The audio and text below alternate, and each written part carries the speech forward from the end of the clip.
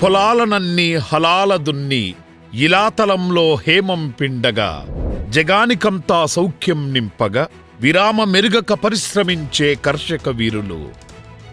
కమ్మరి కొలిమి కుమ్మరి చక్రం జాలరి పగ్గం సాలెల మగ్గం శరీర కష్టం స్ఫురింపజేసే గొడ్డలి రంపం కొడవలి నాగలి సహస్ర వృత్తుల సమస్త చిహ్నాలు బడుగు బలహీన వర్గాలు.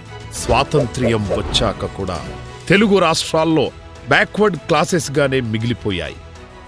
తెలుగు జాతి ఆత్మగౌరవ పతాకం చేతబూనిన తెలుగుదేశం వ్యవస్థాపక అధ్యక్షులు నందమూరి తారక రామారావు గారు బీసీలకు ఆత్మగౌరవ ఎజెండా అందించారు.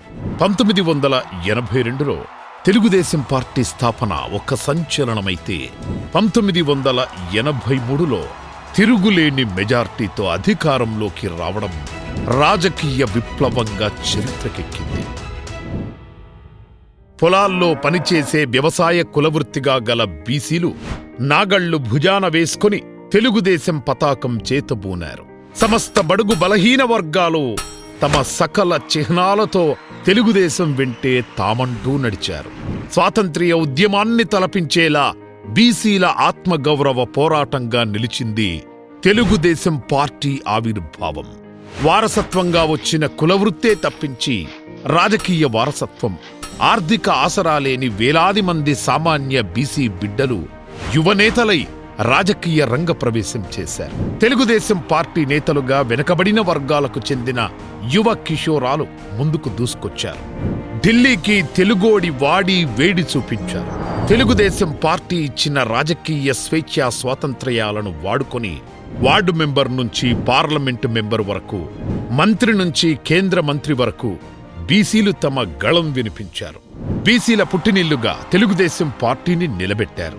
కేంద్ర మంత్రిగా దేశమంతా ఘనకీర్తి సాధించిన దివంగత కింజారపు ఎర్రనాయుడు బీసీ బిడ్డ.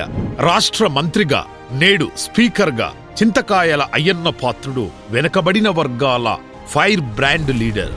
టీడీపీ ఏపీ అధ్యక్షులుగా పనిచేసిన కిమిడి కళా వెంకట్రావు, కింజారపు అచ్చెన్నాయుడు, ప్రస్తుత అధ్యక్షులు పల్లా శ్రీనివాస్ యాదవులు బడుగు వర్గాల నేతలే.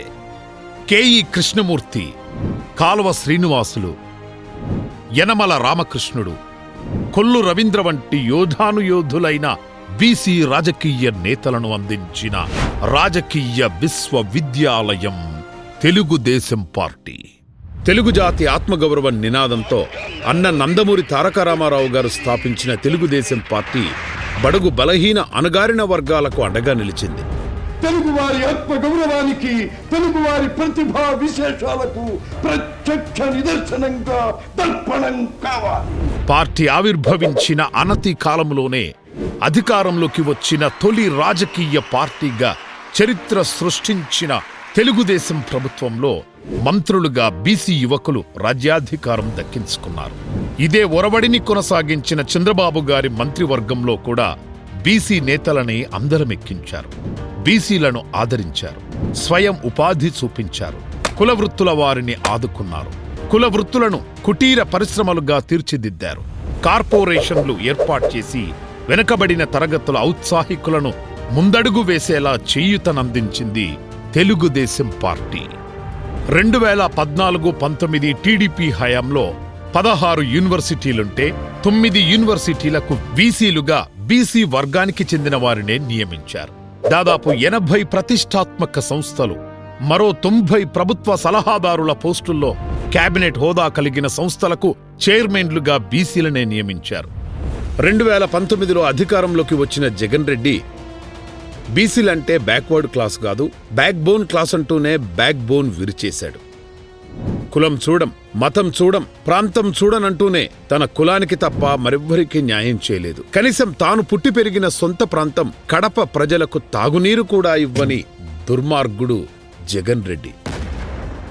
నామినేటెడ్ పదవుల్లో, పనుల్లో బీసీలకు రిజర్వేషన్ అని ప్రకటించి అన్ని చోట్ల బంధువులు, సొంత సామాజిక వర్గం వారితో నింపారు. రాష్ట్రంలోని యూనివర్సిటీల వైస్ ఛాన్సలర్లుగా 85%, యూనివర్సిటీ సెర్చ్ కమిటీల్లో 75%, సలహాదారుల్లో 80%, ప్రభుత్వ న్యాయవాదుల్లో 70% సొంత సామాజిక వర్గానికి చెందిన వారితో సీఎం జగన్ రెడ్డి నింపుకున్నారు. 2018-19లో బీసీ సంక్షేమానికి తెలుగుదేశం 16,226 కోట్లు కేటాయించింది. 11,000 కోట్లు ఖర్చు చేసింది. జగన్ రెడ్డి 2019-20లో 15,061 కోట్లు కేటాయించి అందులో 10,478 కోట్లను మళ్లించి బీసీలను దారుణంగా వంచాడు.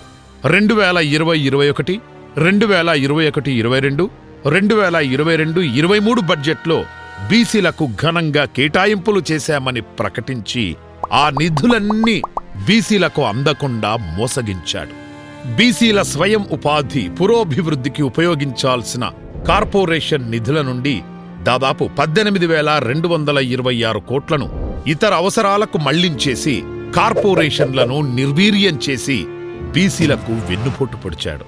తన 5 ఏళ్ల పాలనలో బీసీ కులాల వారిగా కూడా కుట్రలతో పథకాలు అమలు చేశారు జగన్ రెడ్డి. ఓవైపు లబ్ధిదారుల కోతలు, మరోవైపు నిబంధనల పేరుతో కత్తిరింపజేశారు. 5.5 లక్షల మంది నాయి బ్రాహ్మణులుంటే 38,000 మందికి, 15 లక్షల మంది రజకుల్లో 82,000 మందికి, 13 లక్షల మంది టైలర్లలో 1,00,000 మందికి మాత్రమే చేదోడు పథకాన్ని అందించి మిగిలిన వారిని వంచారు. తెలుగుదేశం ప్రభుత్వం హయాంలో నాయి బ్రాహ్మణ ఫెడరేషన్ ద్వారా రిజిస్టర్ అయిన 1.23 లక్షల మందికి 2 లక్షల రుణం అందించి అందులో ₹1,00,000 ఉచితంగా ఇస్తే ఆ ఫెడరేషన్ను రద్దు చేసి 10,000 చేతిలో పెట్టి మోసగించారు. టీడీపీ ప్రభుత్వం నాయి బ్రాహ్మణ ఫెడరేషన్ ద్వారా 3,000, రజక కార్పొరేషన్ ద్వారా 7,000 గ్రూపులకు 10 లక్షల వరకు రుణాలిచ్చింది.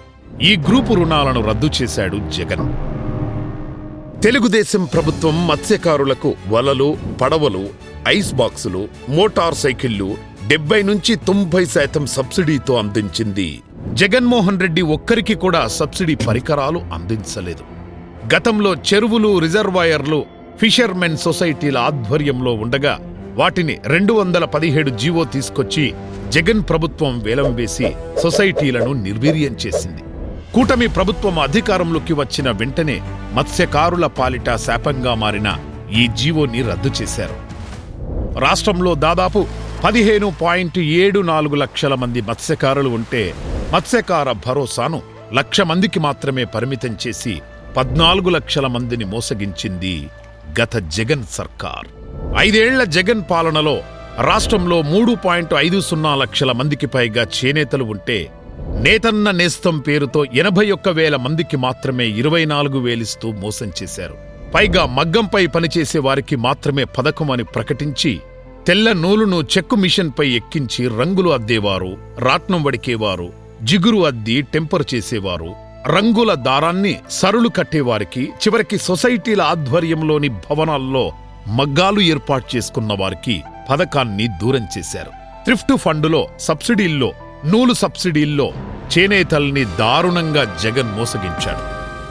తెలుగుదేశం పార్టీ అధికారంలో ఉన్నప్పుడు చంద్రబాబు బీసీలకు ఆదరణ పథకం ద్వారా 124 బీసీ కులాల వారికి 964 కోట్ల విలువైన 341 రకాల పనిముట్లను 90% సబ్సిడీతో అందించారు.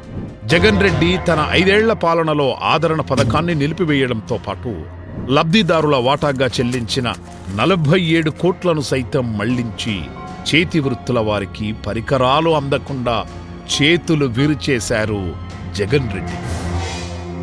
విదేశాల్లో చదవాలనుకున్న బీసీ యువతకు చంద్రబాబు ప్రభుత్వం అంబేద్కర్ విదేశీ విద్యా పథకం, విదేశాల్లో ప్రముఖ యూనివర్సిటీల్లో సీట్లు పొందిన బీసీ యువతకు ప్రభుత్వం 10 లక్షల ఆర్థిక సహాయం అందించింది. తర్వాత విదేశీ విద్యా సాయాన్ని 15 లక్షలకు పెంచింది.